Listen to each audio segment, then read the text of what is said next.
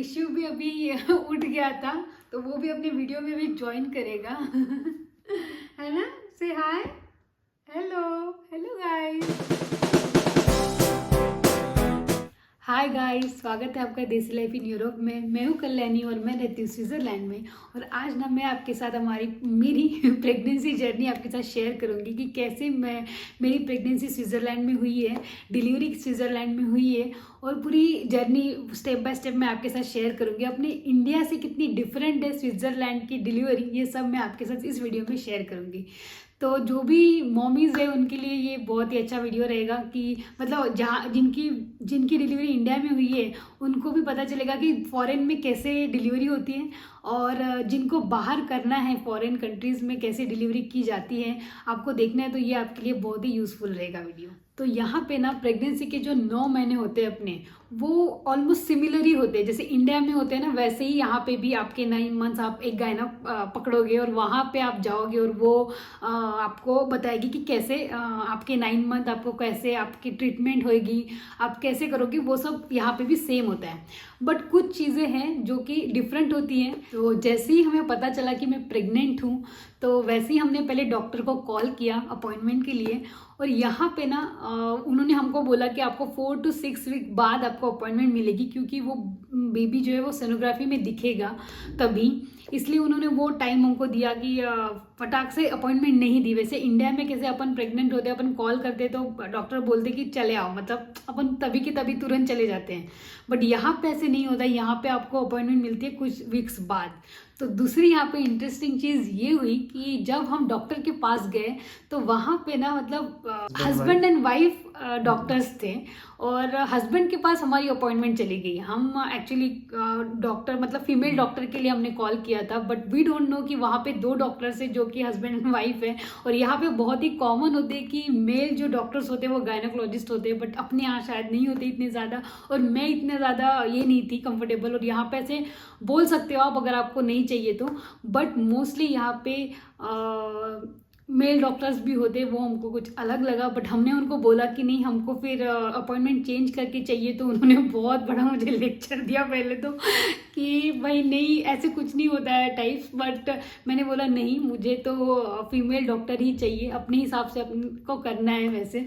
तो फिर हमने पूछा, फिर हमको मिली वो अपॉइंटमेंट, और ये मुझे बहुत बड़ा डिफरेंस लगा अपनी इंडिया से। तो नेक्स्ट डिफरेंस मुझे ये लगा कि यहाँ पे ना फर्स्ट ट्राइमेस्टर के बाद एक टेस्ट की जाती है जिसमें आपको जेंडर रिवील किया जाता है। तो आपको पूछते हैं वो कि आपको जेंडर पता करना है कि नहीं करना है। बट हमने तो नहीं बोला था, बट यहाँ पे ये कॉमन चीज़ है, यहाँ पे ये बताते हैं। अपने यहाँ तो लीगल नहीं है, बट यहाँ पे लीगल है बिल्कुल, और यहाँ पे डॉक्टर खुद पूछते हैं।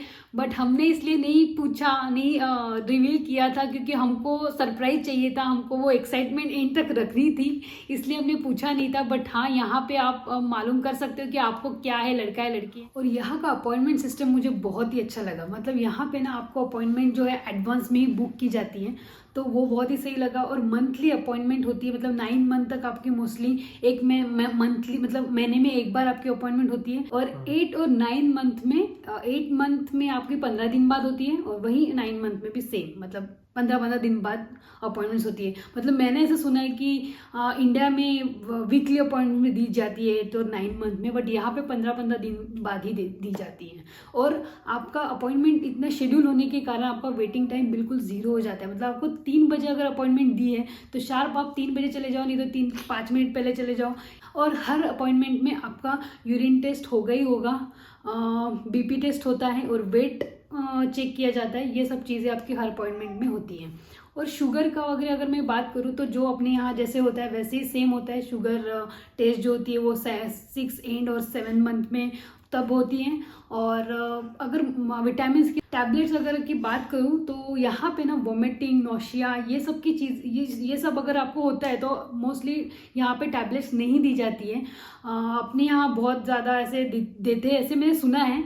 मैंने एक्सपीरियंस नहीं किया क्योंकि मेरा ये फर्स्ट बेबी है और मैंने स्विट्ज़रलैंड में ही किया है, तो मुझे एक्सपीरियंस खुद का नहीं है। बट हाँ, रिलेटिव से पता चला है, फ्रेंड से पता चला है कि यहाँ अपने इंडिया में बहुत सारे टैबलेट्स दी जाती हैं, एसिडिटी की हो गई। बट यहाँ पे उस टैबलेट्स को अवॉइड किया जाता है, जितना पॉसिबल होए उतना टैबलेट्स को अवॉइड किया जाता है। और मल्टीविटामिन्स जो होती है वो देते हैं अगर आपकी विटामिन्स की कमी है, डिफिशियंसी है, तो ऑब्वियसली वो आपको देंगे। मुझे दिए थे। यहाँ पे नॉन वेजिटेरियन ज़्यादा होते हैं लोग, तो ये लोग, इन लोगों को ज़रूरत नहीं पड़ती, बट अपनी इंडियन बॉडी को शायद ज़रूरत पड़ती है, तो वो टैबलेट्स आपको मिलेगी।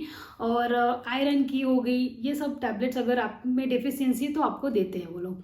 बट बाकी जो एक्स्ट्रा अगर कुछ है, वोमिटिंग, नौशिया वगैरह, उसकी टैबलेट्स आपको नहीं मिलेगी यहाँ पे। तो आप अगर यहाँ पे सोच रहे हो फॉरेन में प्रेगनेंसी करने का और आपको ऐसे टैबलेट्स नहीं मिलती है और आपको घर वाले और वहाँ से पता चल रहा है कि यहाँ पे मिलती है, तो आपको डरना नहीं है बिल्कुल भी। आप बिंदास रहिए, कुछ नहीं होगा आपको। तो कृष्यु भी अभी उठ गया था, तो वो भी अपने वीडियो में भी ज्वाइन करेगा है ना? से हाय, हेलो हेलो गाइस।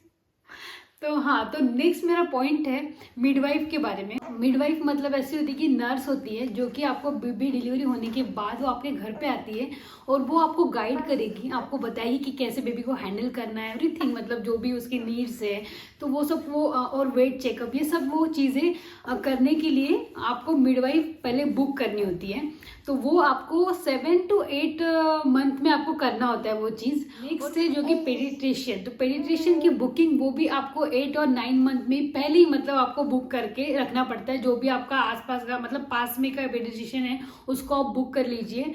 तो वो यहाँ पे पहले से ही करना पड़ता है। अपने इंडिया में ऐसे नहीं होता है, आपको किसी भी चिल्ड्रन स्पेशलिस्ट के आप पास कभी भी जा सकते हो, बट यहाँ पे पहले ही बुकिंग करके रखनी पड़ती है, आप ऐसे ही नहीं जा सकते। और नेक्स्ट पॉइंट है जो कि बहुत ही डिफरेंट है अपने इंडिया से, वो है हॉस्पिटल रजिस्ट्रेशन। मतलब किसके लिए? गायनेकोलॉजिस्ट जो 9 मंथ तक होती है वो आपकी डिलीवरी नहीं करती है।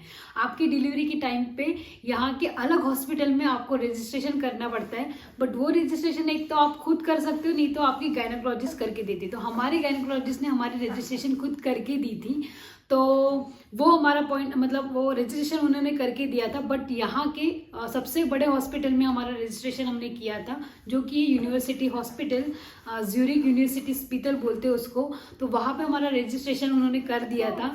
एंड तो जो मैंने बताया कि आपको डिलीवरी के टाइम पे वो मतलब जिनके पास आप 9 मंथ जाते हो गायनेकोलॉजिस्ट, वो आपकी डिलीवरी के टाइम पे नहीं होते हैं। आपकी मतलब वहाँ के मतलब डॉक्टर जो भी अवेलेबल होंगे वो आपकी डिलीवरी करेंगे।